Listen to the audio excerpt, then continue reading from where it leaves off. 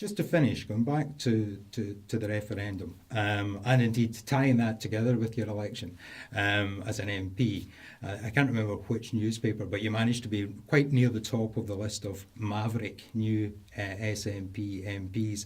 And one of the things they quoted was from the day after the referendum in terms of the tweet that you posted, which was, "Never mind the referendum, just declare independence." That sounds like a kind of disturbing thing to be tweeting for someone in a democracy.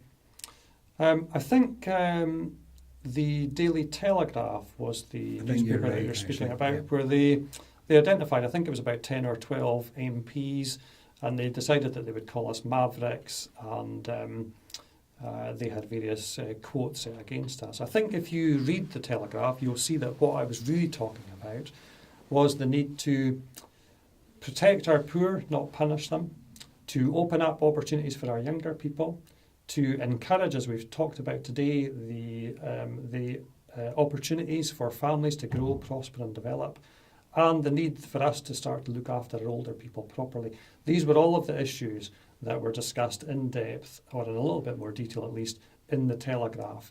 There are lots of people just now going through Twitter accounts and Facebook pages and all the rest of it, picking things out and quoting them out of context and so on and so forth. I suggest that people don't get too caught up in that. What we're doing at Westminster is not rerunning the referendum. We're not there to argue for another referendum. What we're there to do is to ensure that Scotland has a stronger voice at that particular Parliament, to make sure that the interests of the Scottish people are heard, and that above and beyond everything, the priorities of the Scottish people become Westminster's priorities. That's what we're doing. So in your view then, we won't see another referendum on independence in the near future? I think Nicola Sturgeon has been very clear that for a referendum to be back on the agenda will require some kind of significant change in circumstances within the UK, and that will be a decision for the Scottish people at that point in time, and it will be a decision that the Scottish people take through the forum of the Scottish Parliament, not the UK Parliament. So that's a question that remains unanswered. That's a question that is in the hands of the Scottish people. If the Scottish people want to have a referendum, then they will have a referendum, because that will be their sovereign will.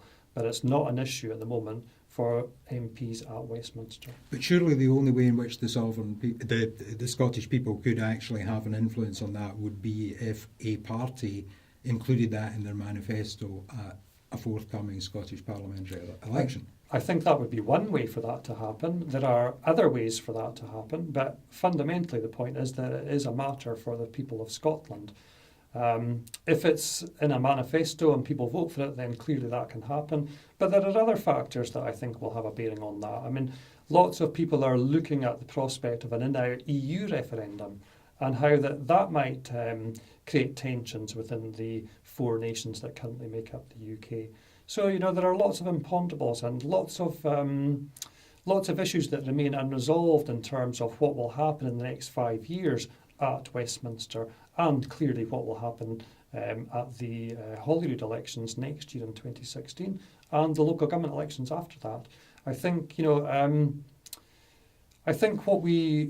what I would like to see happen is the UK government at Westminster to start taking seriously the promises that they made around the time of the referendum in terms of the devolution of more powers to Scotland and a constitutional settlement that meets the needs of Scotland.